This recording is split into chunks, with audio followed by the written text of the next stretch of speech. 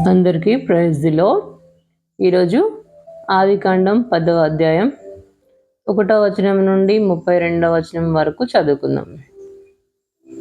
ఇది నోవహు కుమారుడగు షేము, హాము, యాపేతను వారి వంశావళి. జల ప్రళయము తరువాత వారికి కుమారులు పుట్టిరి.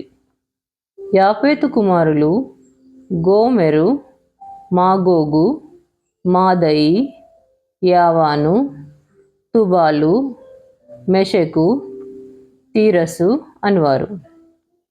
గోమెరు కుమారులు అష్కనజు, రీఫతు, తోగర్మా అనువారు.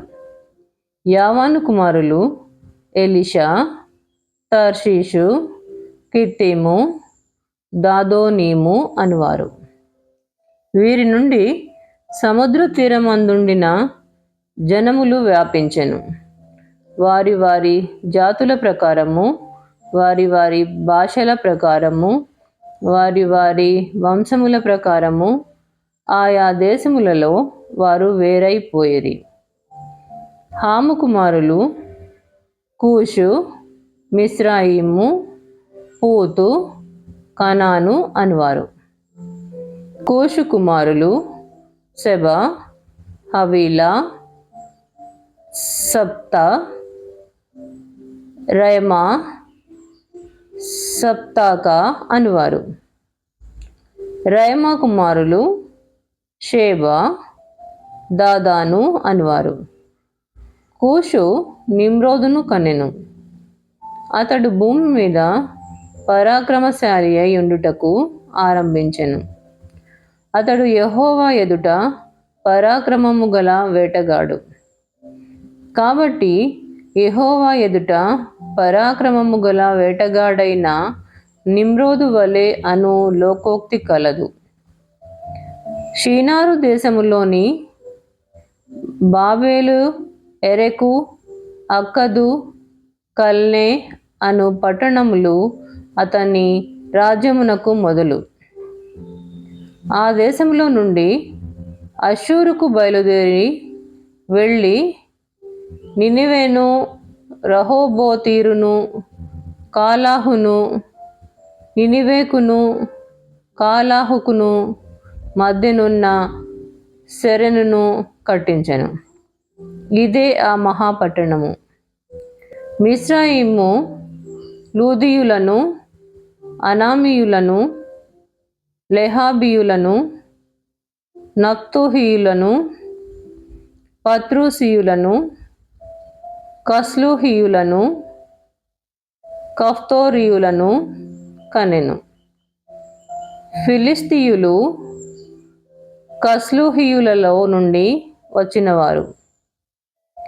కనాను తన ప్రథమ కుమారుడగు సీదోనును, హేతును, హెబూసీయులను, అమోరీయులను, గిర్గాషీయులను, హివ్వీయులను, అర్కీయులను, సినీయులను,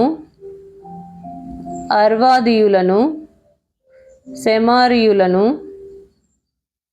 హమాతీయులను కనెను.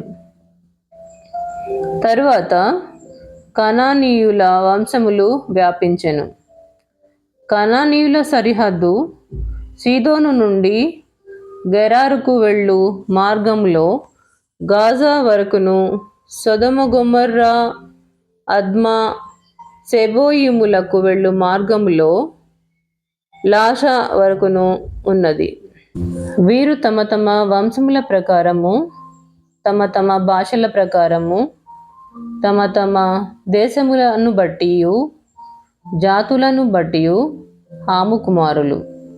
మరియు ఏబేరు యొక్క కుమారులందరికీ పితరుడును పెద్దవాడైన యాపేతు సహోదరుడునగు షేముకు కూడా సంతానము పుట్టెను.